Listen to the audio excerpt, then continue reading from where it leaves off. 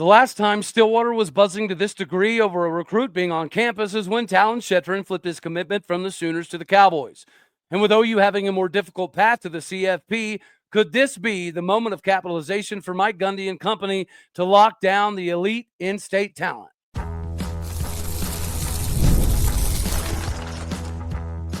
You are Locked On Oklahoma State, your daily podcast on the Oklahoma State Cowboys, part of the Locked On Podcast Network, your team every day. Howdy, y'all, and hello, all. Welcome back to Locked On Oklahoma State, your daily stop for all things Cowboy and Cowgirl related. My name is Cody Stovall. I want to thank you kindly for stopping by to make this your first listen. We're available on all of your podcasting platforms, visually as well on YouTube. Find me personally on X at Aldeo State. Today, we're partially brought to you by TurboTax. Get ready for the stress-free taxes and the most money back guaranteed by heading over to TurboTax.com today to get squared away with your expert that's going to help you get the most out of your tax season. Speaking of getting the most out of anything, the tax season for us right now is basically recruiting. And Oklahoma State recruiting in-state talent has always kind of been a difficulty. Even when Mike Gundy was just coming into the head coaching role at Oklahoma State, it was very open, upfront, and honest with the fact that even Les Miles, even Bob Simmons, we had to tiptoe into other states, primarily Texas, to garner some of the talent to fill our roster because OU pretty much had it sewed up for most of our lifetimes. With the SEC scheduling that they did give Texas and did not give OU, it is going to be entirely problematic for Oklahoma to expect to be in the top four of the SEC at the end of this season, and even to some degree, the foreseeable future might be somewhat in limbo. The days of having the tried and true coach that you knew could lead you to the BCS or CFP level playoffs, I'm not saying they're behind OU because I do have some faith in Brett Venables. But with KD Batman Jones currently being on campus, this is sparking some of that old conversation of when Talon Shetron made his decision to flip from OU to Oklahoma State. And of course, it was something that we all talked about as a massive ordeal. Just like we've talked about getting some guys in the state of Oklahoma to help build some of the pipelines like Edmond Santa Fe, going back to guys like Calvin Bunnage and Amen Agbagmamiga, and even most recently, Trace Ford. Now we're looking at this whole ordeal, in my opinion, from a different landscape, from a different lens, if you will. We don't always have to dip down to other states to get the most amount of talent physically possible, because what are you selling to every recruit? Obviously, you want to be part of development, but part of development is having marketability. Part of marketability is having eyeballs, and part of eyeballs is getting the most games physically possible. Now, of course, Oklahoma State coming off its worst season in the last 2 decades, we're going to have the opportunity to benefit from some of these inconsistencies that OU might be faced with because of the difficulty in the SEC. Now, as we understand it, the Big 12 is bipolar. So every week you're going to get the most out of watching Big 12 matchups.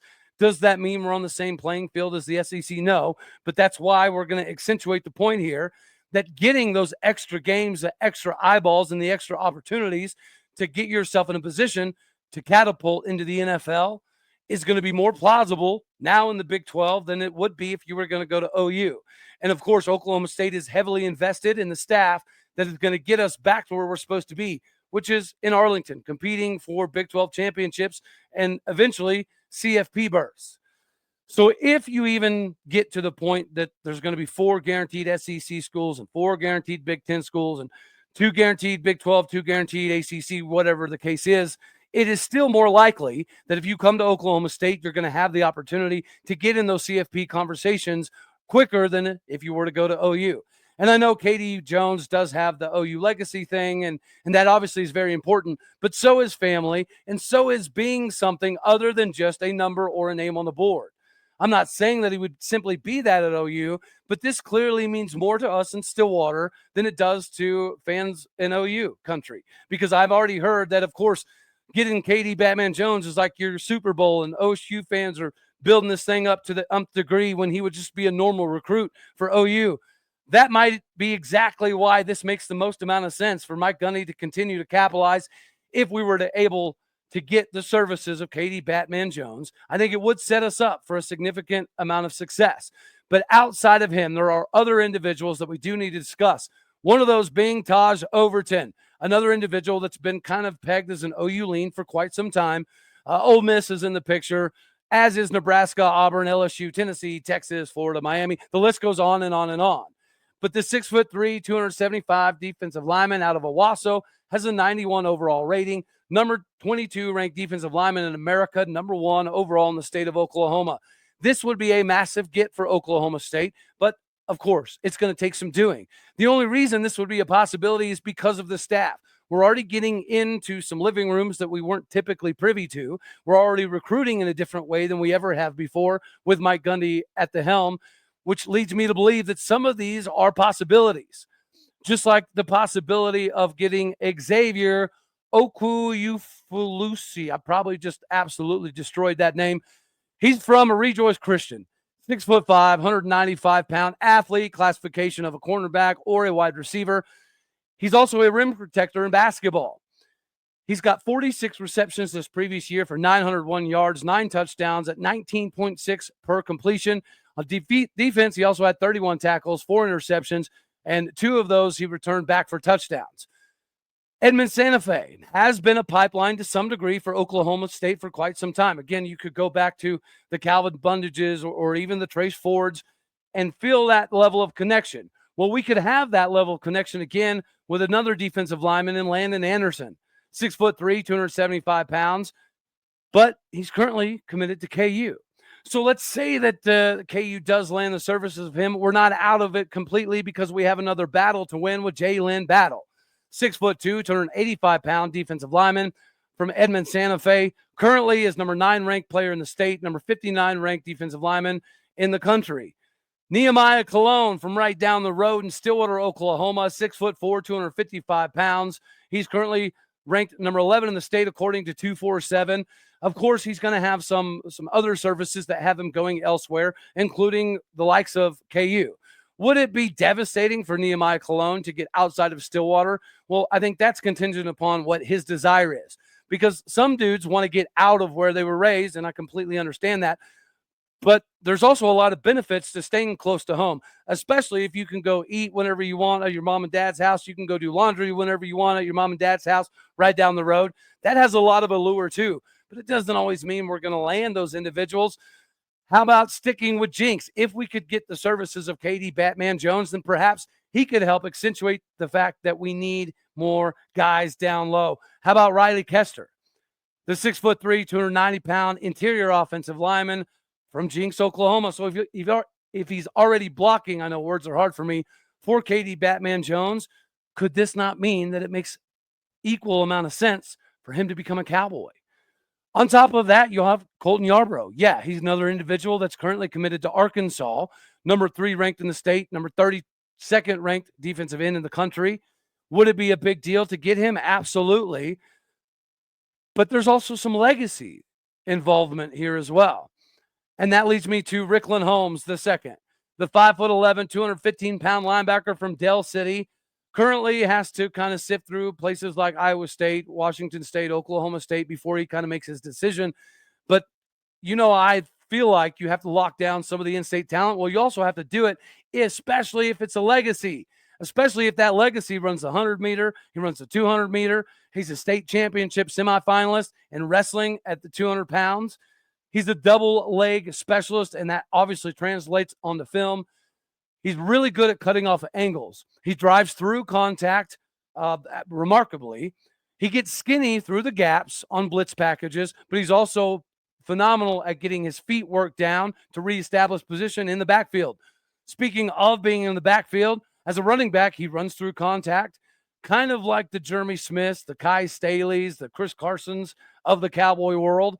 He also has 236 tackles, 152 of those being solo, 28 tackles for loss, 15 sacks, 2 picks for 97 yards. He also has 119 carries for 910 yards at 7.6 yards per carry, 2 seasons over 9 yards per carry.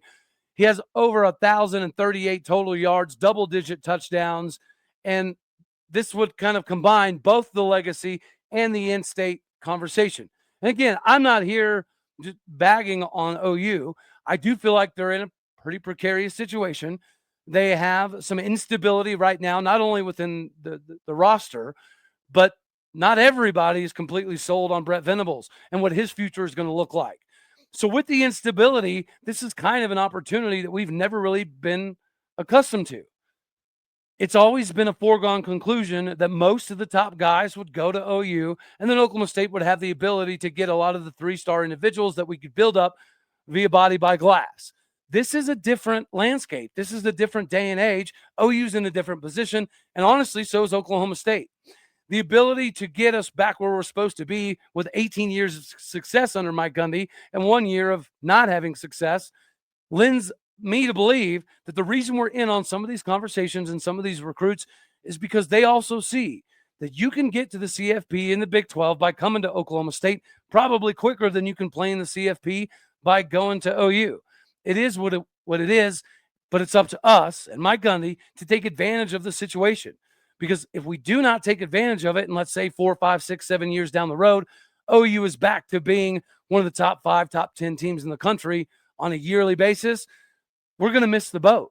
This is the opportunity.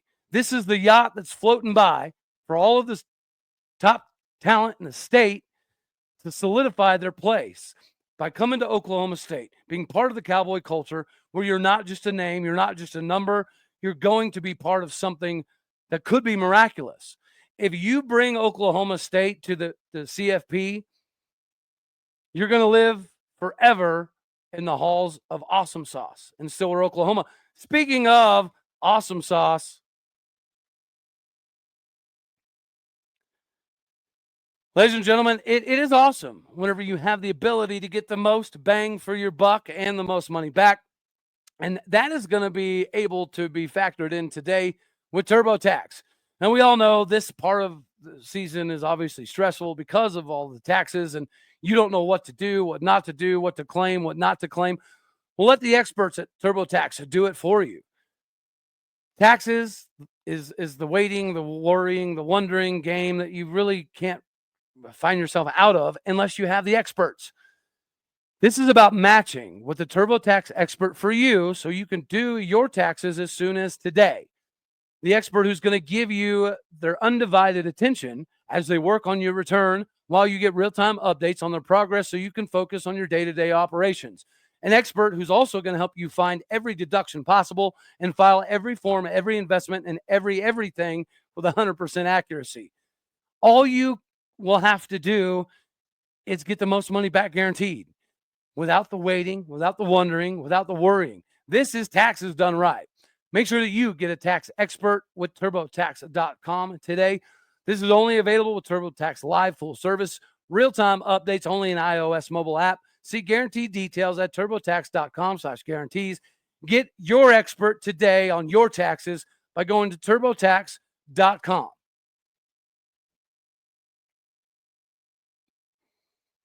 We get to shift gears a little bit here to the OBlock Moving Company, which is kind of the new acronym that's been associated with Oklahoma State. And I think it even gets better with the news that we have another Cowboy joining the trio. This is like a 3-man weave on turf as Grant Garner joins Cooper Bassett and Andrew Mitchell to be part of the Cowboy offensive line crew that's going to be part of the revolutionization of our running game once again. And when you look back at 2010 with Andrew Mitchell and even Cooper Bassett, and now you have Grant mixed into this, guys, Grant Garner was a Dave Remington Award watch or semifinalist, first team Sports Illustrated All-American, first team All Big 12, third team AP All-American, Big 12 O-Lineman of the Year in 2011 when we did have the number 3 offense in the country. He then went on to be a Washington Redskin for a little bit. Likewise, Andrew Mitchell spent some time with the Cincinnati Bengals, the Seattle Seahawks, the Jacksonville Jaguars. So now you have some of this NFL pedigree now showing through on the offensive line. Before beginning his coaching ascension, where he began at Southern Miss as a graduate assistant, he then went on to a graduate assistant at SMU, where they broke several school records. And then he took his talents to Jones College. In his first 9 years at Jones College, he helped 28 offensive linemen get to 4-year schools. 25 of those 28 went D1, including 10 in his last 3 years alone at Jones College. His offensive lines directly led to 4 1,000-yard rushers, including Houston Texans running back Scotty Phillips, who went on to rush for 1,470 yards at Ole Miss before obviously having a pretty successful career in the NFL with the Texans. So whenever you take this NFL pedigree that we've had kind of permeating through the coaching staff, mixed in with some of this SEC pedigree that we have with a decent amount of the defensive staff, you have to have the ability, especially at Oklahoma State, to combine that with some of the tried and true Cowboys. And these 3 dudes are tried and true Cowboys. And having 3 offensive line coach, I don't know that I've heard of that happening before. But these are dudes who are part of some of the greatest teams in Oklahoma State's tenure under Mike Gundy. In 2010, we had a 1,500-plus yard rusher in Kendall Hunter. And then his backups, Joseph Randall and Jeremy Smith, they had 500 and 300 yards roughly, respectively. And then in 2011, when we won the Big 12 championship, we had another 1,200-plus yard rusher and Joe Randall. Jeremy Smith obviously was able to contribute a significant amount as well, even while battling through some injuries. So whenever you take the fact that you have guys that are not only in the NFL, in different colleges, in different recruiting circles, that also have the Cowboy connection, that go back to some of the best that have ever done it during the last time we won the Big 12 championship, this makes sense that we would be in on some of the top talent, not only in the state of Oklahoma, but we have something to sell that is pretty rare now. We're in a position where we need to restore order at Oklahoma State. We need to have more success in the running game. As much as we want to talk about being able to throw the ball, and again, 2011, more people remember Brandon Weeden and Justin Blackman going absolutely nuts as opposed to what Joe Randall was able to provide, and Jeremy Smith even, because as a defense, you had to respect the pass, but if you respected the pass too much, we were going to make you pay. These are dudes who are loyal and true through and through. So even though we might have some guys like a Todd Grantham or Ryan Osborne that aren't Cowboys, they have more than enough ability in recruiting and development to get us to the levels that we need to be, to where we can consistently uptick the levels of recruiting. And I don't know any other places that can offer 3 offensive line coaches, especially 3 offensive line coaches that have been part of the Oklahoma State allure, that have been part of multiple NFL seasons and teams. So they see things from a different perspective. And then they've also been successful at their college stops on their way to Oklahoma State. And we've even been able to bring some of the Utah State flavor with us in the transfer portal. Same can be said about New Mexico State offensive linemen that we've been able to bring over. So what else does this provide for Oklahoma State? We know we don't have a massive need right now for linemen, especially tackles. But the interior guys and the exterior guys, they get to use a thesaurus of knowledge that now is in Stillwater. The fact that we have so many individual coaches that are teaching individual techniques, I think is going to be something that is worth the sales pitch, but it's also something that's going to separate us from most everybody else. If you can afford a bunch of coaches, of course, you need to do it. The fact that Oklahoma State found a way to make all of this happen, to me, it sets the bar for us raising our expectations on not only the season upcoming, but what the future could potentially be in recruiting and development and talent acquisition, whether it be in the high school ranks or through the transfer portal. Speaking of talent acquisition, ladies and gentlemen, when you're on the run and life is always chaotic and crazy, sometimes you don't pay attention to what your intake is for your calories and your meals. Well, if you're looking to optimize your nutrition this year, Factor makes eating easy, chef-prepared, dietitian-approved meals that are fresh, never frozen, and ready to heat and eat in just 2 minutes, the best thing for you. With 40 options across 8 dietary preferences every week, you can customize your meals to fit your lifestyle, whether it's a calorie smart, protein plus, or even a keto diet. Plus, Factor even offers wholesome smoothies, breakfasts, and grab-and-go snacks to keep you fueled up all day long. You're going to love that Factor takes the stress out of the meal planning and the morning preparations because the convenience is absolutely unbeatable. No prep, no mess, just great food in a matter of minutes. Eat smart with Factor meals. Get started at factormeals.com/lockedoncollege50 off and use the code lockedoncollege50 off, all one word, to get 50% off your first box plus free shipping. Once again, that is code lockedoncollege50 off, all one word, at factormeals.com/lockedoncollege50 off. Get that 50% off plus free shipping on your first box to get your intake of protein and calories figured out the right way by the experts that do the right things. March Madness is about to happen, and of course the Cowboys are not going to participate in the selection show this Sunday, but NIT might still be a possibility. And after the things that we've gone through over the last 5, 6, 7, 8, 9, 10 years, all right, the NIT in Steve Luck's first year would be acceptable. Just like the Cowgirls, getting anything other than a 7 seed would also be acceptable, but it is what it is. One of the fun things about the women's bracket as opposed to the men's is they do a lot of non-neutral court games, but a lot of these will take place on campus. And Oklahoma State currently has projections out there. It's been kind of rolling around a 7 seed, 8 seed for the longest time. Naturally, if we wouldn't have been able to do a couple things in the Big 12 tournament, perhaps we could have upticked that a little bit more. But a 7 seed isn't bad. So let's go over ESPN's most recent bracketology for the women's division. Top seed overall, South Carolina. The last 4 byes, Georgia Tech, Indiana, Nebraska, Oregon. The last 4 in, Iowa State, Washington, Princeton, Harvard. Last 4 out, Virginia Tech, St. Joseph's, James Madison, UNLV. The next 4 out, Minnesota, Murray State, Colorado, Arizona. That play-in game for Iowa State against Princeton, if this were to be how the bracket shakes down, I think would benefit the Cyclones. And with Audie Crooks, they're going to have the capability to likely get that W and find themselves in this conversation for the tournament. But for the Cowgirls and some of the other Big 12 squads, if you get anything other than a 1, 2, 3, 4 seed, it makes life very problematic. I think statistically, the 1 and 2 seeds in the women's side of the bracketology typically do make runs at the Elite Eight Final Four more often than not, partially because of the on-campus factor. Now, in the men's side, you don't want that, right? That would be favoritism, home court advantage, so on and so forth. They want the neutral site games because it does add more chaos.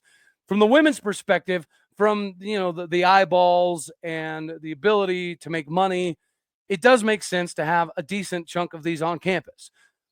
The Oklahoma State Cowgirls are still projected as a 7th seed, although the region, the side of the country has kind of shifted a little bit. Most recently, ESPN has us going to the South Bend portion of Region 2 to take on Nebraska. And if we beat Nebraska, we would get the winner of Notre Dame, Lehigh. Naturally, it being in South Bend, Indiana, that would favor Notre Dame. So it would be very difficult for us to overcome that obstacle, but it's a possibility that we could do that. And if we did do that, we could also set ourselves up for a future meeting with Baylor, who's drawing the 4 seed in the same side of the bracket. The number 1 overall seed on our side is going to be the UCLA Lady Bruins, with Utah as an 8 seed in that same side of the bracket. Kansas State is going to be looking likely at a 5 seed, which is just outside of that top 4 that you're really looking for. But nonetheless, they would go to Oxford, Mississippi to take on Missouri State, Ole Miss, and South Florida. On top of that, you also have that Iowa State play-in game against Princeton. If they were to get that W, they would take on number 7 Michigan. If they were to win that, they would take on likely number 2 NC State as they take on Tennessee Tech. On the other side of the bracket, you do still have some more Big 12 action with TCU drawing a 2 seed, which is fair. They would have Vanderbilt and Indiana and Southeast Louisiana coming to Fort Worth. Additionally, you also have the number of 7 Big 12 squads that are making the tournament. I think that's fair. I also think it's fair that Colorado and Arizona seem to be on the outside looking in. I think Arizona would have had a pretty good argument, except for they lost to Colorado, not only in the Big 12 tournament, but they lost to them during the season as well. The problem with Arizona is they lost to every team that is in the Big 12 that is going to be part of the Women's March Madness, except for one W over West Virginia. And West Virginia, I think, is going to have the capability to make a run. And we obviously witnessed how talented they could be throughout the course of the season. And obviously, we took that L when we played them in Morgantown. But yeah, West Virginia Lady Mountaineers, they're going to have an opportunity here too. They look to be drawing the 6th seed, which would have them going to Lexington, Kentucky to take on Columbia. If they win that, they would take on the winner of Kentucky Liberty. Again, the home court advantage that is in women's basketball, it makes it much more interesting if you're one of the top 4 seeds. If you're not one of the top 4 seeds and you are going to have to be going on the road to play in a hostile environment, I think that could be why you don't see as many upsets in the women's side of things as opposed to the men's. But it's all about getting hot at the right time. And that's no different for Jacie Hoyt and the Cowgirls. When we have Staley Hurd putting up 30 burgers and we have Macy Hewer that's able to chip in, not even necessarily double-digit points, but when Micah Gray is hitting consistent shots, when Tenan Magassa is staying out of foul trouble, we're going to give any team we play fits. And as TCU draws the 2 seed, we did beat TCU. We did beat Kansas State. We did beat Baylor. And I thought, what was Baylor? Baylor was a 3 or a 4 seed.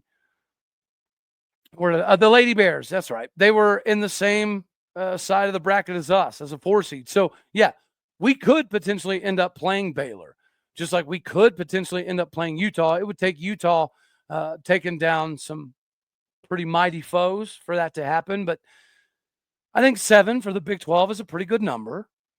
And I think it's fair that Colorado and Arizona are likely going to be left out of this equation. Just like I'm okay with the fact that we have to travel to South Bend, Indiana, because the hostile environment thing, we welcome it. And if we've got a few individuals that do what they typically do, we're going to be good enough to beat anybody. So I cannot wait for the Selection Sunday show for the women's side of things. I also cannot wait to see if the Cowboys, in fact, do get an NIT bid. I don't think so. I mean, we're right on that cut line of what they typically might do. But I fear that in that scenario, we would be like one of the first 4 out. But crazier things have happened. And there have been universities that have denied playing in the NIT. And that could be another thing that possibly gets Oklahoma State in that conversation. But if you give these dudes more opportunities to play together and to showcase the university, we could find ourselves in a situation where we have another home game in Galgariba, because the NIT, much like women's basketball, does do a lot of the home court advantage situation. So although it's unlikely, it is a possibility. And I think given everything we've gone through in basketball over the last decade or so, we would take it, which is crazy because 5 years ago, getting an NIT bid was like unacceptable. It was a slap in the mouth. Right now, Steve Lutz's first year, it's acceptable. And I think it does kind of set us up for more future success if we were to get some semblance of postseason play. But anywho, Cowgirls have the opportunity to get it done. So does Mike Gundy and the Cowboy football staff. If you can increase the number of elite in-state dudes that come to Oklahoma State, and we go to Arlington, and let's say we win a Big 12 title and we go to the CFP, you could see this becoming somewhat normal. And then we have recruiting battles with OU that, aren't just tongue-in-cheek, that are very substantive. Anywho, that's all we're going to have for this one right here. As always, I love you. God bless. Go Pokes. Thank you for tuning in to make this your first listen here in Locked On Oklahoma State. You could be anywhere, so happy you choose to be here. Do me a favor, like it if you liked the show, dislike it if you didn't. That's okay too. More importantly, share, comment, and subscribe. My podcast and people out there, you're the bricks, the bread, the butter, you're everything. Thank you for helping us get podcast of the week. The audio numbers are not the same as the YouTube numbers, and sometimes I forget that. But thanks to you, we have something of substance ourselves to talk about. Alrighty, y'all. Later, taters.